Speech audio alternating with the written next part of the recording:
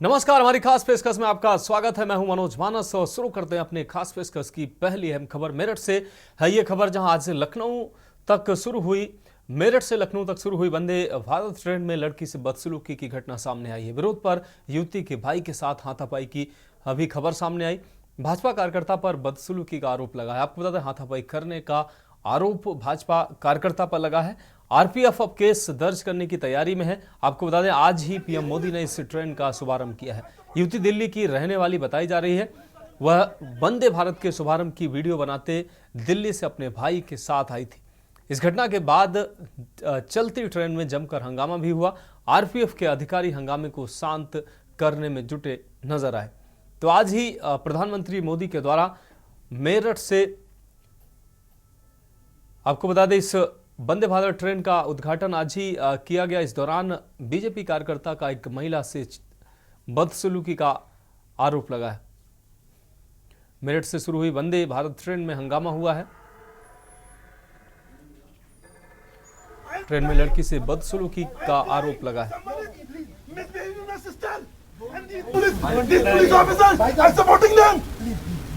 ये पुलिस वालों को सपोर्ट कर रहे हैं। देखो ये इन्हें पता है कि हम खाने जाते हैं, हमारे साथ ही जा रहे थे। इनके सामने आरपीएफ केस दर्ज करने की तैयारी में है।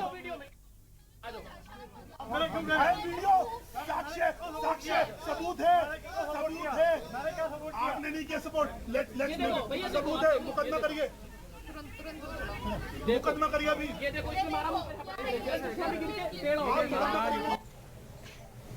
तो बीजेपी कार्यकर्ता पर बदसलूकी का आरोप लगा है। आपको बता दें, आज ही वंदे भारत ट्रेन का ये उद्घाटन हुआ। आज मेरठ से ये ट्रेन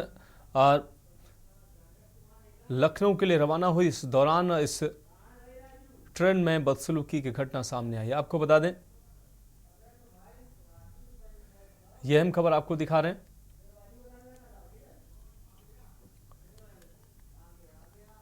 तो मेरठ से लखनऊ के बीच ये वंदे भारत ट्रेन आज ही शुरू की गई। प्रधानमंत्री नरेंद्र मोदी के द्वारा इस ट्रेन का आज ही उद्घाटन किया गया और आज इस ट्रेन में हंगामा देखने को मिला। एक भाजपा कार्यकर्ता के द्वारा महिला से बदसलूकी का आरोप लगा है। अब आरपीएफ, मुकदमा करिए अभी। आपको बता दें, आरपीएफ अब केस दर्ज करने की तैयारी में जुटी है।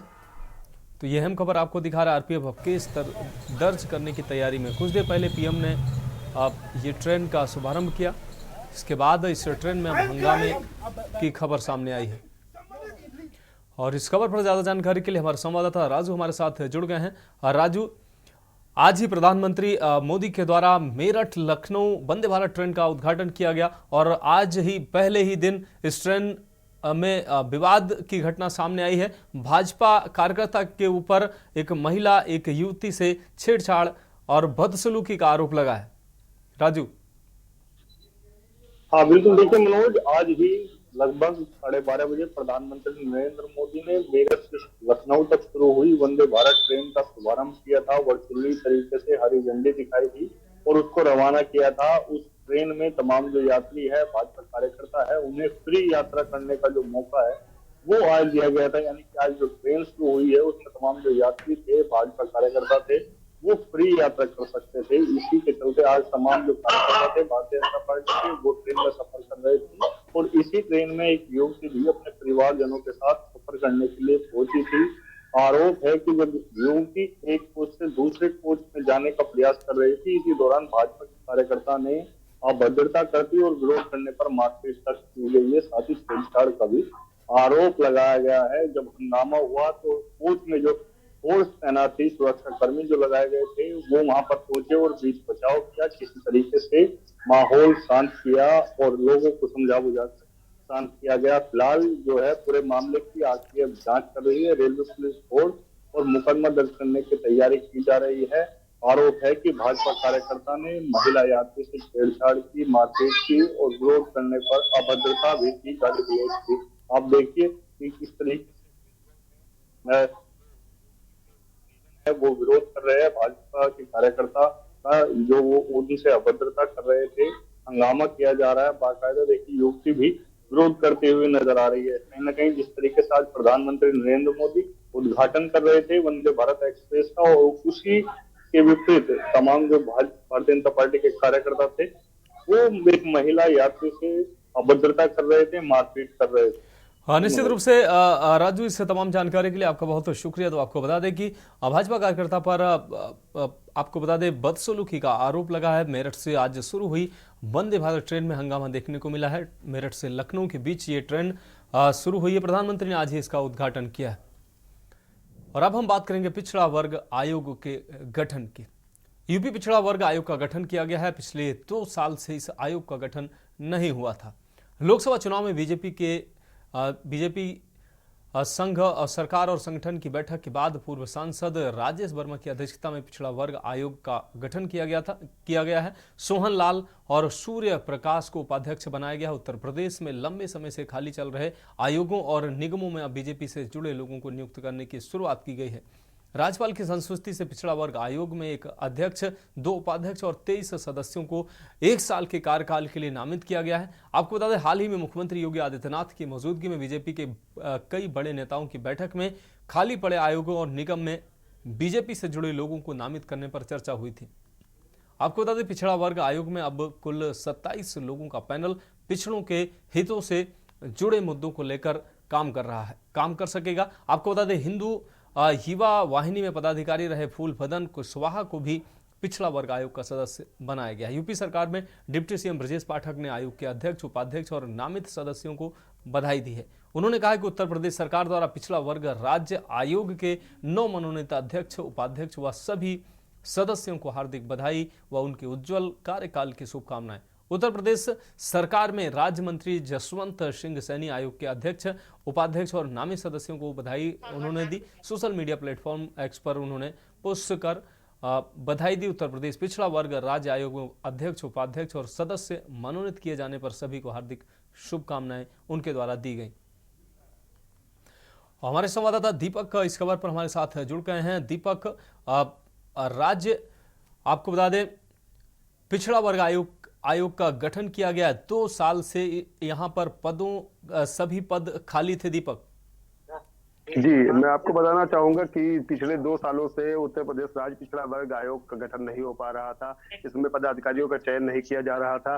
लेकिन इस वर्ष सीतापुर से सांसद रहे जो इस बार भारतीय जनता पार्टी से चुनाव लड़े लेकिन हार गए थे, उन्हें संघ और संगठन की बैठक के बाद एक बार फिर से पिछड़ा वर्ग आयोग का अध्यक्ष बनाया गया। वहीं इसमें 26 अन्य लोगों को भी पदाधिकारी बनाया गया है। सीतापुर में पूर्व सांसद के पिछड़ा वर्ग आयोग अध्यक्ष बनने के बाद पूरे जिले में भारतीय जनता पार्टी के कार्यकर्ताओं में खुशी का माहौल है। लड्डू खिलाकर एक दूसरे को कार्यकर्ताओं ने खुशी जाहिर की है। वहीं उनके आवास पर आज सुबह से ही बधाई देने वालों का तांता लगा रहा है। तो वर्मा समाज से आने वाले राजेश वर्मा, जो कि बीते दिनों सीतापुर के सांसद रहे हैं, उनको कुर्मी वोट बैंक को साधने के लिए भारतीय जनता पार्टी ने शायद उत्तर प्रदेश पिछड़ा वर्ग आयोग में अध्यक्ष का पद दे दिया है। निश्चित रूप से दीपक, इस तमाम जानकारी के लिए आपका बहुत शुक्रिया। तो आपको बता दें कि पिछड़ा वर्ग आयोग का गठन किया गया है। आपको बता दें कि खाली पड़े पदों को भरा गया है। अध्यक्ष, 2 उपाध्यक्ष सहित 23 जो सदस्य हैं उनको नामित किया गया है।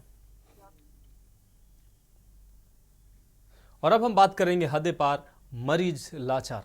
एटा कोतवाली नगर क्षेत्र माया पैलेस चौराहे के पास एक लापरवाह 108 एम्बुलेंस संचालकों की मनमानी के चलते मरीजों की जान से खिलवाड़ किया जा रहा है। आपको बता दें कि एम्बुलेंस का टायर पंचर होने पर मरीजों को परेशानी का सामना करना पड़ा, जिसके बाद मरीजों को एम्बुलेंस का घंटों तक इंतजार करना पड़ा।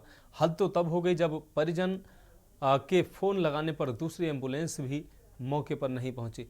तो तस्वीरें साफ तौर से बयां कर रही हैं कि किस तरीके से लापरवाही बरती गई है। मरीजों की जान से इस तरीके का खिलवाड़ किया जा रहा है। आपको बता दें, जहां सड़कों पर जब एम्बुलेंस निकलती है तो उनको रास्ता इसलिए दिया जाता है ताकि वो समय पर पहुंच सकें और जो एम्बुलेंस में जो मरीज हैं उनको समय पर उचित इलाज मिल सके और उनकी जान बच सके। दूसरी ओर ये तस्वीरें सामने आई जहां मरीज तो क्या हो गया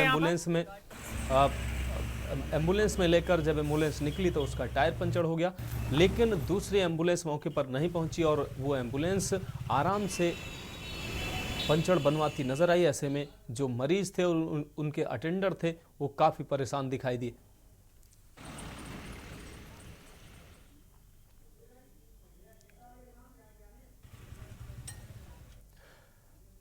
तो ज्ञानेश हमारे संवाददाता ज्यादा जानकारी के लिए हमारे साथ जुड़ गए हैं। ज्ञानेश, एक तरफ तो एम्बुलेंस को त्वरित रूप से लोगों की सेवा के लिए रखा गया ताकि उनको समुचित इलाज समय पर मिल सके। दूसरी ओर एटा में ऐसी एम्बुलेंस देखने को मिली है जहां मरीज को एम्बुलेंस लेकर निकलती है और उसका टायर पंचर हो जाता है, लेकिन विकल्प के तौर पर दूसरी एम्बुलेंस समय पर नहीं पहुंचती है। मरीज उसी एम्बुलेंस में कराहते नजर आ रहे हैं। जी मनोज जी, बिल्कुल आपको बता दूं, ये मामला कोतवाली नगर के क्षेत्र के अंतर्गत माया पैलेस चौराहे का है, जहां पर सरकार द्वारा यानी करोड़ों रुपए खर्च करने के बाद भी एम्बुलेंस एक तो हाफती नजर आती है और दूसरी तरफ ये पंचर होके स्टेपनी ना रखकर और मरीजों के साथ खिलवाड़ किया जा रहा है। ऐसे में प्रशासनिक अधिकारियों ने अभी तक इस ओर ध्यान नहीं दिया है, जबकि तीमारदारों ने कई बार शिकायत करी है, लेकिन अभी तक मरीजों के साथ ऐसा व्यवहार चलता नजर आ रहा है। जी अब दीपक, अगर बात किया जाए ज्ञानेश, क्या इन मरीजों को समय से अस्पताल पहुंचाया जा सका? ये एम्बुलेंस में ये देर तक फंसे नजर आए? जी बिल्कुल मनोज जी, एक बिल्कुल स्पष्ट बात है कि जब यानी 1 घंटे तक यानी मरीज दूसरी एम्बुलेंस के लिए फोन लगा रहा है और 1 घंटे तक 1.5 घंटे तक यानी वहां तक एम्बुलेंस नहीं पहुंच रही है, उसी का इंतजार किया जा रहा है कि इसे ही सही करके पंचर जुड़वा के तब यानी वहां पे यानी हॉस्पिटल पहुंचाया जाए। लेकिन ये बिल्कुल स्पष्ट बात है कि इस ओर यानी प्रशासनिक अधिकारी अगर ध्यान देते हैं तो निश्चित तौर पर कार्रवाई होना निश्चित पाया जा सकता है। निश्चित रूप से ज्ञानेश, इस खबर पर जानकारी के लिए आपका बहुत शुक्रिया। तो आपको बता दें कि लापरवाही का आलम आप देख सकते हैं, किस तरीके से मरीज एम्बुलेंस में मौजूद है और जो एम्बुलेंस के ड्राइवर और कंडक्टर हैं वो पंचर बनाने में जुटे हुए हैं। दूसरी एम्बुलेंस को कॉल किया जाता है, दूसरी एम्बुलेंस भी समय पर नहीं पहुंचती है। ऐसे में अब जो पेशेंट, जो उसमें मरीज एम्बुलेंस में सवार है, उनकी जान पर निश्चित रूप से बन सकती है। और अब बात करेंगे हम रेप, बवाल और मुकदमे की। गाजियाबाद लिंक रोड थाना इलाके में एक नाबालिग से रेप की घटना के बाद इलाके में अफरा तफरी का माहौल हो गया। शुरुआत में नाबालिग के साथ गैंगरेप की खबर सामने आई, जिसके बाद कुछ उपद्रवियों ने इलाके में तोड़फोड़ करने की कोशिश की। डीसीपी निमिष पाटिल के मुताबिक पीड़िता ने अपने बयान में बताया कि फैजान नाम के व्यक्ति ने घर में घुसकर उससे मारपीट की और नशीला पदार्थ सुंघाकर उसके साथ रेप किया। इस मामले में शाम को गैंगरेप की अफवाहें फैलाई गई थी, जिससे माहौल तनावपूर्ण हो गया और उपद्रव में बदल गया। पुलिस के जवान उपद्रवियों को लाठी डंडों से खदेड़ते नजर आए। पुलिस अब उन अफवाह फैलाने वालों को तलाश रही है। आपको बता दें कि गुरुवार को नाबालिग के साथ रेप की सूचना मिलते ही पुलिस हरकत में आई और आरोपी फैजान को, जो एक कबाड़ी का काम करता था, उसे गिरफ्तार कर लिया। डीसीपी के मुताबिक गुरुवार शाम को सूर्यनगर चौकी के पास कुछ उपद्रवियों ने यह अफवाह फैला दी थी। यह मामला गैंगरेप का बताया गया था। अफवाह फैलते भीड़ उग्र हो गई और कबाड़ी की दुकान के साथ साथ आसपास के खड़े रिक्शों में तोड़फोड़ शुरू कर दी गई। कई रिक्शों में आग भी लगा दी गई। स्थिति बिगड़ने पर भीड़ ने जाम लगाया और पुलिस को भीड़ को काबू करने के लिए लाठीचार्ज तक करना पड़ा। अफवाह फैलाने वाले और उपद्रव करने वाले लोगों की पहचान की जा रही है। वीडियो फुटेज के आधार पर उपद्रवियों की पहचान की जा रही है। अज्ञात 250 उपद्रवियों के खिलाफ केस दर्ज कर लिया गया है। अफवाह फैलाने और उपद्रव करने वालों पर सख्त कार्रवाई की बात अधिकारियों के द्वारा की गई है। तो आपको बता दें 2024 को थाना लिंक रोड में डायल 112 के माध्यम से एक सूचना प्राप्त होती है, जिसमें कॉलर द्वारा बताया गया कि उनके घर में घुस के एक व्यक्ति ने मारपीट की है। पुलिस तुरंत ही मौके पे पहुंच जाती है। वहां पे शिकायतकर्ता के परिवार वालों ने बताया कि उनकी पुत्री, जो कि 16 साल की है, उसके साथ उन्हीं के गली में कबाड़ी का काम करने वाले एक सस्पेक्टेड द्वारा गलत काम किया गया है। इसी के आधार पे जो टीमों का गठन करके जो कबाड़ी का काम करने वाला जो एक सस्पेक्टेड लड़का था, इसको पूछताछ के लिए हिरासत में लिया गया। हमारी बच्ची है वो बबीता। बबीता जी, आप लड़की की क्या लगती है? चाची। क्या पूरा मामला था? बबीता जी, आप लोग यहाँ प्रोटेस्ट कर रहे हैं, मांग कर रहे हैं कार्रवाई की, क्या पूरा मामला है, किस तरीके से? घर पे हम मतलब सारे लोग काम वाले हैं, हम काम पे चले गए शाम को 6 बजे की बात है और वो लड़की बच्चे को खिला रही थी, छोटे से एज भी था, और वो घर पे खिला रही थी। तीनों बंदे पीछे गेट से घुसे हैं और उसको पहले सुंघाया गया है। लाइट गई हुई थी, पीछे से गेट से आए 3-4 बंदे और उसका रेप करके सुंघा के चले गए। कुछ जानकारी हुई कि कौन लोग थे, वो कहाँ? मोमदन है, हमारे बराबर में कबाड़ी है, वो कबाड़ी का काम करते हैं। एक पकड़ा भी गया है। दिनांक 28 उपद्रव फैलाने के आरोप में इन पर मामला दर्ज किया गया है। मामले में तोड़फोड़ और आगजनी भी की गई थी। आपको बता दें, अफवाह फैलने के बाद पुलिस ने मोर्चा संभाला और बड़ी घटना होने नहीं दिया। पुलिस ने जिस तरीके से बवाल किया जा रहा था उस तरीके से मामला बिगड़ता देख पुलिस ने खुद मोर्चा संभाला और उपद्रवियों को लाठी डंडों से खदेड़ा। तो नाबालिग से घर में घुसकर रेप की वारदात को अंजाम दिया गया। आरोपी को पुलिस ने गिरफ्तार कर लिया। मामले में तोड़फोड़ और आगजनी भी कल की गई थी। हालांकि पुलिस का कहना है कि यह रेप का मामला है, गैंग रेप का मामला नहीं है। तो उपद्रव करने वालों को चिन्हित किया जा रहा है। 250 लोगों के खिलाफ मुकदमा भी दर्ज किया गया है। आपको बता दें, बाकी अज्ञात जो उपद्रवी हैं उनकी तलाश की जा रही है। मामले में तोड़फोड़ और आगजनी की घटना कल की गई थी। बड़ी संख्या में लोग उपद्रव करते नजर आए थे। कबाड़ियों की दुकान में तोड़फोड़ की गई थी। ई रिक्शा जो कबाड़ी की दुकान के आसपास खड़े थे उनको भी उनमें भी तोड़फोड़ की गई थी और आगजनी भी की गई थी। तो अब पुलिस ने उस कल ही मोर्चा संभाला और भीड़ को तितर बितर किया। साथ ही अब जो उपद्रव फैलाने वालों पर कार्रवाई की जा रही है।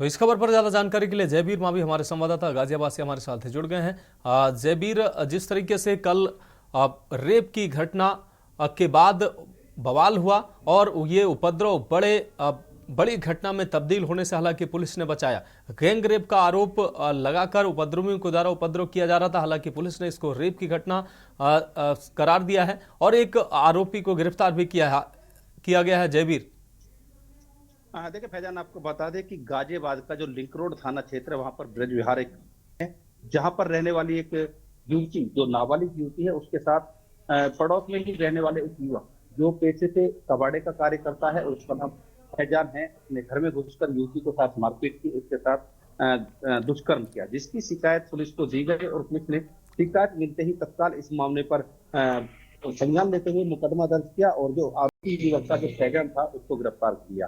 हालांकि गिरफ्तारी के बाद भी जो कुछ लोग थे जिन्होंने जो कबाड़ी की जो दुकान थी, उसके अलावा जो अन्य लोगों की जो दुकानें थी वहां पर भी तोड़फोड़ की, आगजनी की, सड़क पर पूरी तरह से कहा जा सकता कि तांडव मचाया और प्रदर्शन किया। जिसके बाद गाजियाबाद के additional police commissioner Dinesh Kumar P मौके पर पहुंचे। उन्होंने भीड़ को समझाने की कोशिश की कि जो आरोपी है उसको गिरफ्तार कर लिया गया है और गैंग रेप जैसी कोई घटना नहीं है। लेकिन कुछ जो ऐसे लोग थे जो इस साजिश में शामिल थे, कहीं ना कहीं इस मामले में पूरी तरह से पुलिस को बदनाम करने की साजिश रची गई और पूरा हंगामा किया। जिसके बाद देर रात पुलिस ने वहां पर लाठीचार्ज की और भीड़ को तितर किया। अगले दिन लोनी विधायक नंदकिशोर गुर्जर भी वहां पर पहुंचे और नंदकिशोर गुर्जर ने पुलिस पर तमाम आरोप लगाते हुए तमाम तरह की बातें कही, कानून के जो जिस तरह से कमिश्नरेट थे उस पर सवाल उठाए। उसके बावजूद जो लोनी विधायक थे नंदकिशोर गुर्जर, उन्होंने कहा कि पुलिस अब इन उपद्रवी यानी कि जो लोग थे उन लोगों को विधायक के आदमी बता रहे, ऐसा लोनी विधायक नंदकिशोर के जो बयान।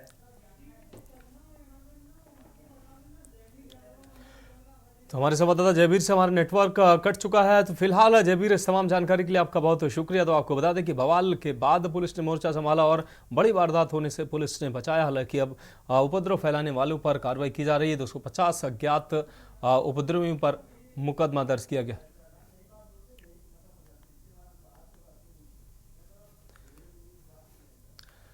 और अब बात करेंगे भेड़ियों के बीच बाघ की दहशत की। बहराइच और सीतापुर में भेड़ियों के आतंक के बीच अब लखीमपुर खीरी में एक आदमखोर बाघ ने दहशत फैला दी है। बाघ के हमले में किसान की मौत के बाद अब आदमखोर बाघ की तलाश के लिए ड्रोन कैमरों की मदद ली जा रही है।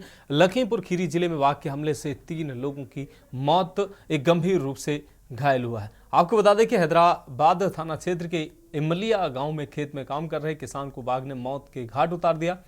वहीं अगस्त माह में बाघ के हमले से अब तक 3 लोगों की मौत हो चुकी है। 1 लोग गंभीर रूप से घायल भी हुए हैं। साथ ही ग्रामीणों ने वन विभाग वन विभाग पर लापरवाही का आरोप लगाया है। सूचना पर पहुंची वन विभाग की टीम ने 24 कैमरे और 2 ड्रोन कैमरे की नजर से बाघ की लोकेशन ट्रेस की है। इमलिया गांव से 3 किलोमीटर की दूरी पर बाघ की लोकेशन ट्रेस की गई है। तो अब भेड़िए के बाद अब घटना हुआ है, एक व्यक्ति की जान चली गई थी। तो भेड़िए के बाद अब बाघ की दहशत देखने को मिल रही है। अभी जो इमलिया हमारा घटना हुआ है, एक व्यक्ति की जान चली गई थी बाघ के हमले से। उसके लिए हम लोग लगभग आसपास के गांव और इमलिया गांव मिला के 4 पिंजरे लगाए हैं और 2 ड्रोन हमेशा उड़ाई जा रही है ताकि उसके बाघ का लोकेशन ट्रेस हो सके। बाकी इसको छोड़ के लगभग 24 कैमरा लगाए गए हैं हमारे CCTV, जो कैमरा ट्रैप लगाए जाते हैं वो लगाए गए हैं ताकि बाघ का लोकेशन पता चल सके।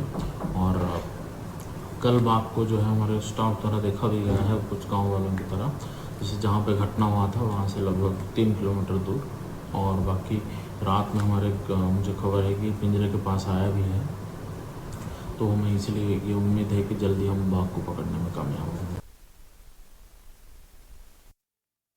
और अब बात करेंगे नई पॉलिसी आई परेशानी लाई। सालों से ऑस्ट्रेलिया और कनाडा जैसे देश में पढ़ने की ख्वाहिश रखने वाले भारतीय स्टूडेंट के लिए पहली ये पसंद देश रहे हैं। हालांकि दोनों देशों में हाल ही में हुए पॉलिसी बदलावों की वजह से नई दिक्कतों का सामना अब स्टूडेंट को करना पड़ रहा है। यहाँ नई अब दिक्कतें पैदा हो गई। इस रिपोर्ट के माध्यम से समझिए।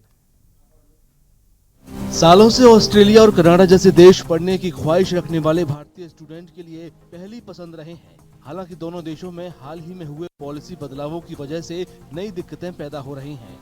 ऑस्ट्रेलिया ने 2025 तक इंटरनेशनल स्टूडेंट की संख्या 2,70,000 तक सीमित करने का ऐलान किया है। वहीं कनाडा भी नियमों को कड़ा कर रहा है। इसका असर 70,000 से ज्यादा इंटरनेशनल ग्रेजुएट पर देखने को मिलेगा।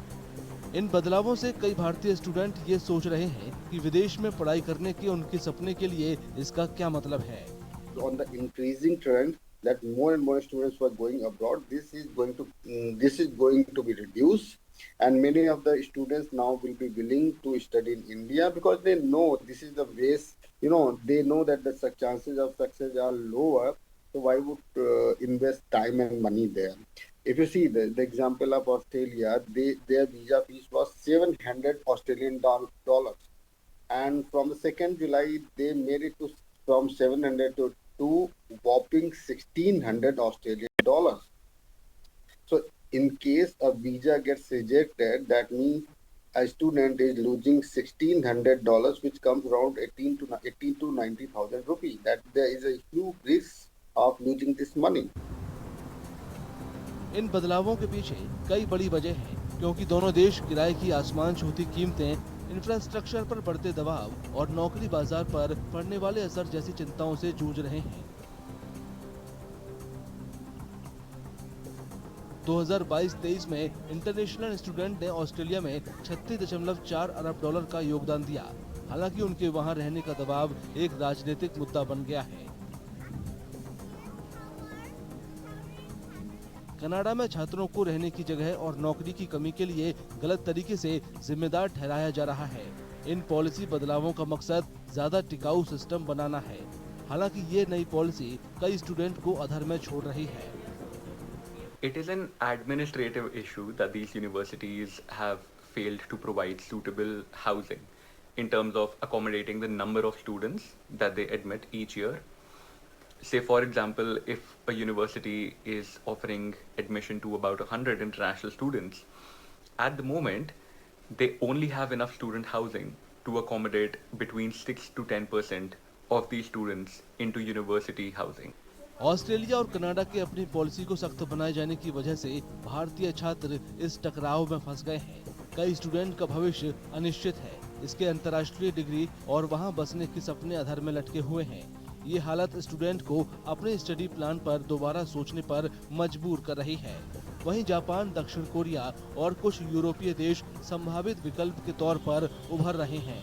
आने वाले साल भारतीय स्टूडेंट के लिए विदेश में पढ़ाई करने की तस्वीर को नई शक्ल देने में अहम साबित होंगे।